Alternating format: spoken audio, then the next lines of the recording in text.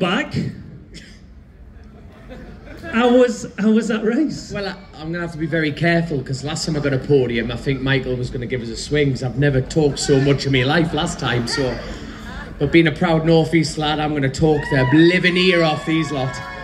Talk the living ear. But, you know, I woke up this morning, the crayons were full, they were sharp, the glue pot was on, nice and tight.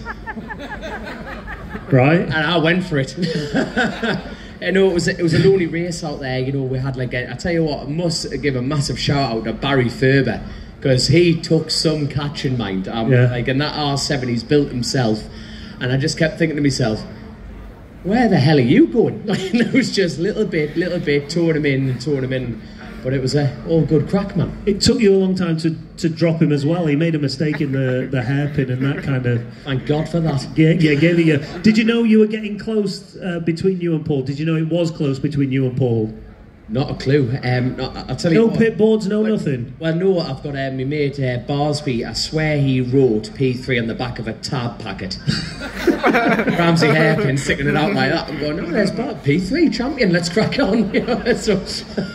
No idea of what the time gap was, though? No, not a bleeding clue, because I came round, one of my mates, Ken Murray, was a Kurt Michael. You know that bit where Josh Brooks mounts the curb? Yeah. Yeah, he decided to put a pit board there. I thought, that's just terrific, Ken. And the first lap round, I think I dropped to like P6 or 6. Yeah, it was a tight gap between maybe 8 riders at one point. And, you know, at the end of the day, that's what twin racing's become now. You know, I think a few years ago, it was just people dropping left, like proper old school 82-stroke racing. Yeah. You know, people were dropping out. But unfortunately, the bikes are becoming that reliable. And what's amazing is this is a pattern 1, 2, 3. I think this is the first time it's ever happened. So I think them boys will be happy. Michael will keep his job anyway. Happy days. 100%. Everybody, Dom Herbertson. Pass that mic, Dom. Pass the mic down, please, to Paget's, Malenko by Paget's rider, Davey Todd. Davey, it was fair to say I think you were a little bit disappointed with the result this morning and what happened. Leave that there where it is. You must be happy with this one because the man you've been fighting against didn't miss a beat. No, I mean... honestly, beating this man on that pattern in the Supertwin class is going to take something. He's so fast, and I don't know how many that is in a row now. If he hadn't won it, it's usually because the bike's broke down anyway. So yeah, it takes some beating. Honestly, there's not often, like you said earlier. I got P2, and it's not very often that you're very happy with P2. But today I'm happy. I'm happy with the P2 in this race, and I just got to give it up to the Malenko by Paget's guys. They really worked super hard on that bike. They got at the start of the week, and it was not quite what it was cracked up to be initially. So Clive's done a bunch of work this week after the first race, trying to improve it, and definitely gave me a much better bike in that race today. And yeah, to stick it on the box for those guys, there ain't no one more passionate than Clive Paget in this paddock, and yeah, it's nice to do that for him. Did you feel that there was a big improvement between the changes you made between race 1 and race 2? Was it more handling or was it overall speed? A bit of everything. For me as well, to be honest, I just rode a lot better.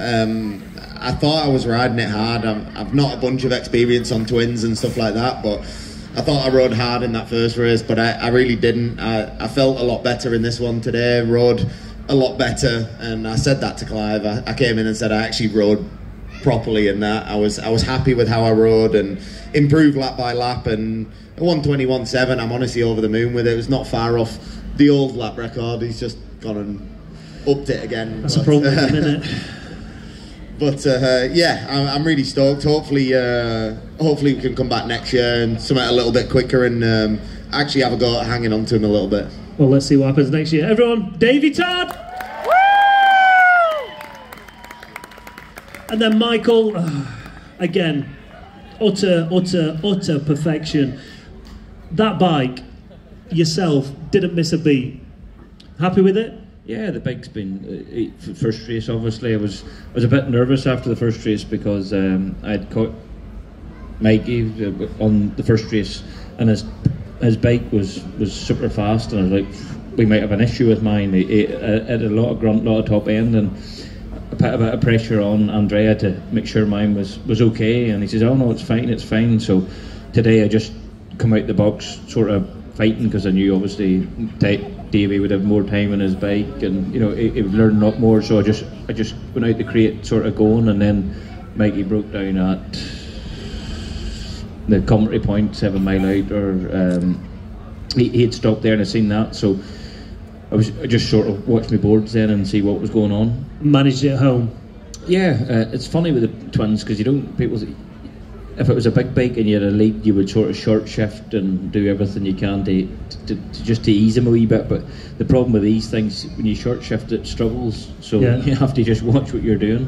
How was conditions out there? Because the first race, very windy, not as good as this one. Yeah, I think it was still quite windy up the mountain. I think I felt a wee bit just as you're on the mountain mile, but maybe that's just the size of me compared to the bike. But the conditions were quite good. We got the temperature dropped quite quickly there this evening. I thought, to be honest with you, I thought it was going to rain at one point over the mountain. So, but no, the wee bike never missed a beat. So thanks to the Patton lads, they've done a great job again, and obviously 1, 2, 3. So Stefano will be happy about that. Nice one. One more to go. Yeah, one more. So hopefully the weather, it's all weather dependent really now. So it's funny when you're here for 2 weeks. It's a long 2 weeks. Now we've only got one more day left, so let's see. Yeah, and we want to do it all again. Everybody, make some noise for your top 3 for the entire cover Supertwin race. 3rd place, Dominic Herbertson. 2nd place, Davey Todd. And 33 times a TT winner now, it is Michael Dunlop.